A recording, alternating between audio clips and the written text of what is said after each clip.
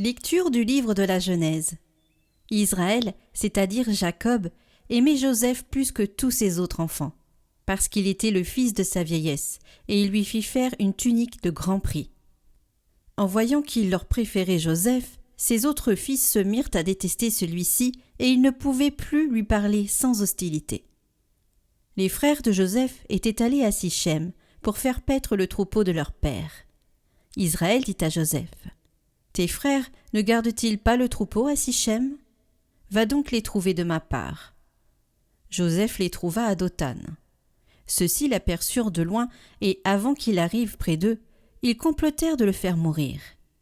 Ils se dirent l'un à l'autre: « Voici l'expert en songes qui arrive. C'est le moment, allons-y, tuons-le, et jetons-le dans une de ces citernes. Nous dirons qu'une bête féroce l'a dévoré, et on verra ce que voulaient dire ces songes. » Mais Rouben les entendit, et voulut le sauver de leurs mains. Il leur dit: « Ne touchons pas à sa vie. » Et il ajouta: « Ne répandez pas son sang, jetez-le dans cette citerne du désert, mais ne portez pas la main sur lui. » Il voulait le sauver de leurs mains et le ramener à son père. Dès que Joseph eut rejoint ses frères, ils le dépouillèrent de sa tunique, la tunique de grand prix qu'il portait. Ils se saisirent de lui et le jetèrent dans la citerne qui était vide et sans eau. Ils s'assirent ensuite pour manger. En levant les yeux, ils virent une caravane d'Ismaélites qui venait de Galaad. Leurs chameaux étaient chargés d'aromates, de baume et de myrrhe, qu'ils allaient livrer en Égypte. Alors Juda dit à ses frères: « Quel profit aurions-nous à tuer notre frère et à dissimuler sa mort ? Vendons-le plutôt aux Ismaélites et ne portons pas la main sur lui, car il est notre frère, notre propre chair. » Ses frères l'écoutèrent. Des marchands madianites qui passaient par là retirèrent Joseph de la citerne. Ils le vendirent pour 25 pièces d'argent aux Ismaélites. Et ceux-ci l'emmenèrent en Égypte.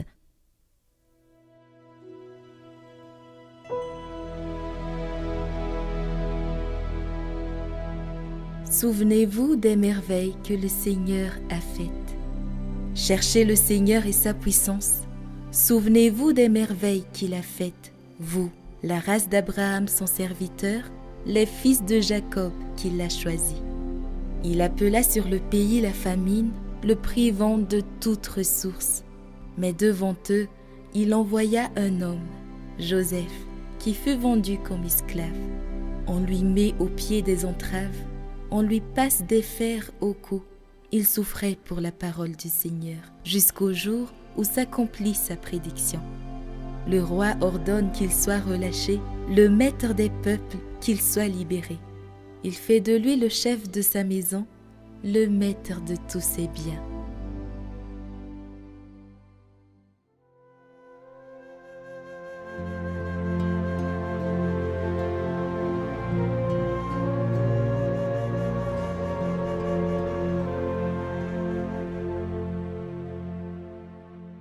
Évangile de Jésus-Christ selon saint Matthieu.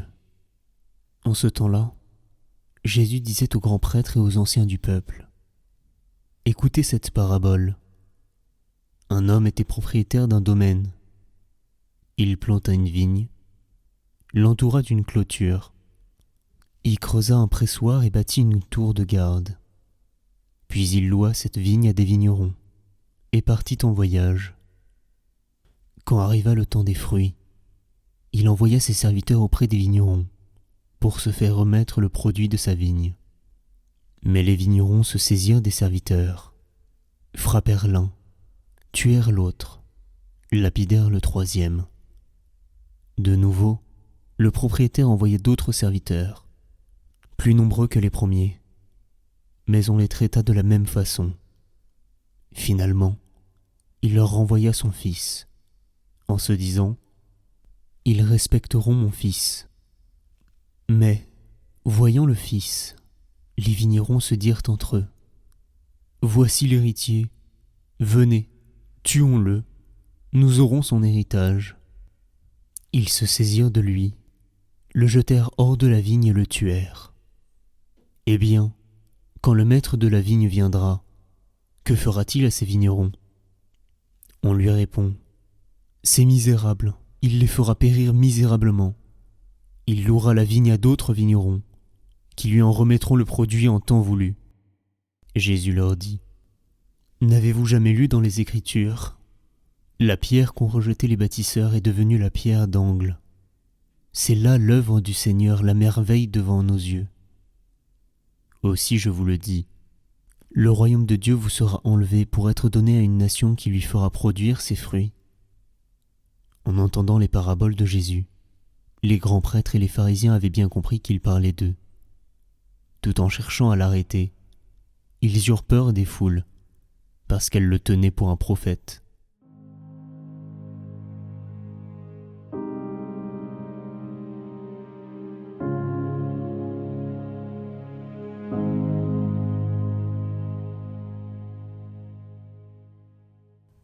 Aujourd'hui, la première lecture nous propose une méditation sur Joseph, le petit Joseph.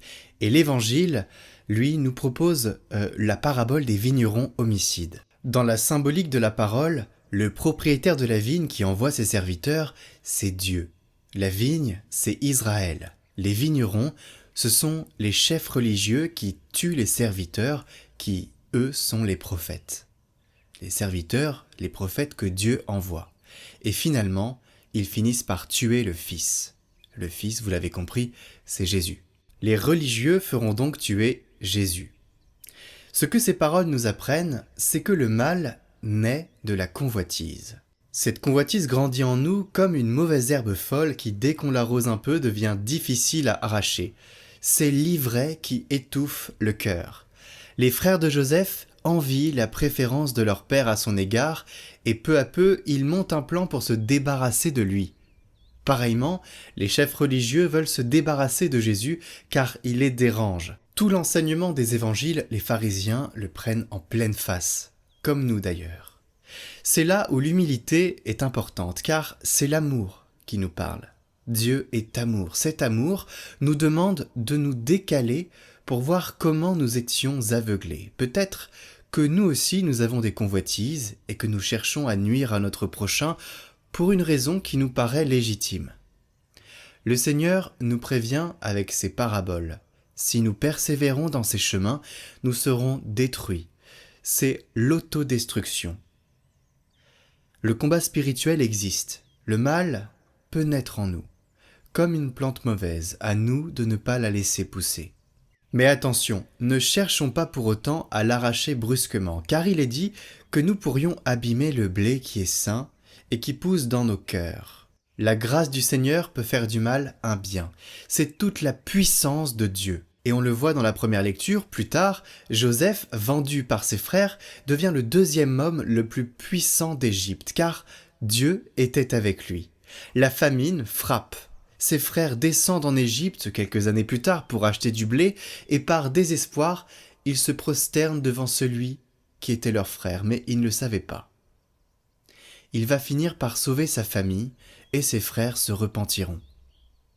Et c'est là qu'il leur dit cette phrase : « Vous aviez projeté de me faire du mal, Dieu a projeté d'en faire du bien. » Et l'exemple le plus parlant pour nous est dans l'Évangile. La parabole, conduit au sacrifice du Fils. Ils disent « Voici l'héritier, venez, tuons-le, nous aurons son héritage. » Cet héritier, c'est Jésus.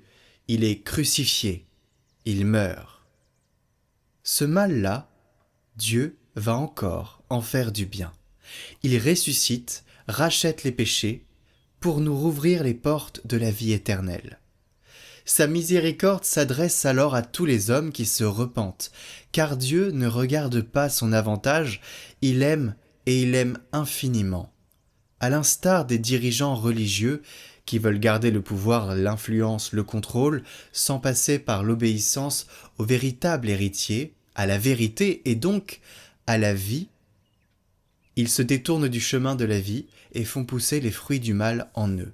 Nous aussi nous avons à choisir de ne pas arroser cette herbe folle qui sommeille parfois en nos cœurs et qui peut naître à tout moment. C'est en cela que le Seigneur nous invite à veiller, regarder d'abord la poutre dans notre œil, avoir de la gratitude, remettre la dette à nos débiteurs, ce que nous disons dans le Notre Père, pardonner 77 fois 7 fois, 7 la plénitude. C'est le chiffre de la plénitude, ça veut dire toujours espérer en lui, en Jésus, puiser à la source de l'Eucharistie pour nourrir notre âme. Si nous avons du mal en nous, laissons Dieu le transformer en bien, par sa providence et sa divine volonté. Ne mettons pas la barre trop haut dans nos cœurs, en prétendant pouvoir arracher la racine du mal en nous définitivement. Ce serait une vaine tentative. Gardons plutôt les yeux fixés sur lui, fixés sur la croix, fixés sur Dieu. Veillons à nos paroles et cultivons les fruits de la miséricorde pour porter du fruit. Et pour porter ces fruits de miséricorde, nous avons simplement à suivre l'enseignement du Christ dans les évangiles. Il nous montre le chemin. Comment être avec les autres. Voilà pourquoi la parole est vivante et puissante. Elle nous vitalise et nous donne la vie éternelle. Porter du fruit, c'est participer à la grâce du Seigneur. Alors soyons convaincus que Dieu, l'être éternel qui a donné vie à tout ce que nous connaissons, nous fera porter du fruit si nous laissons la graine de la convoitise hors de notre cœur, cette graine du mal, et si nous l'avons laissée entrer en nous. Soyons convaincus que sa miséricorde pourra en faire un plus grand bien, mais pas sans notre disponibilité à cette grâce et à pouvoir l'accueillir. Tout cela passe par la porte de la repentance. Les frères de Joseph, après l'avoir vendu, ont dit « Nous sommes coupables envers notre frère, nous avons vu son angoisse et nous ne l'avons pas écouté. » Après la disparition de Joseph, Benjamin devient le fils le plus aimé de Jacob, mais au lieu de répéter la même faute, les frères de Joseph protègent Benjamin. Ils refusent de l'abandonner. Et ce retournement intérieur est la porte ouverte au Seigneur pour les grâces futures. Alors Seigneur, donne-nous la grâce de choisir fermement, de renoncer au mal, de nous détourner de la convoitise, et donne-nous la persévérance de la foi pour laisser nos yeux fixés sur toi. Nous avons confiance en toi, en ta miséricorde, en ton amour. Fais-nous porter du fruit et laisse-nous être coopérateurs de ta grâce.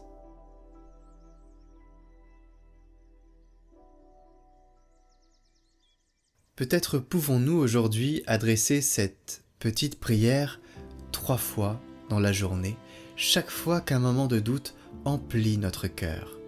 Jésus, j'ai confiance en toi. Jésus, j'ai confiance en toi. Jésus, j'ai confiance en toi.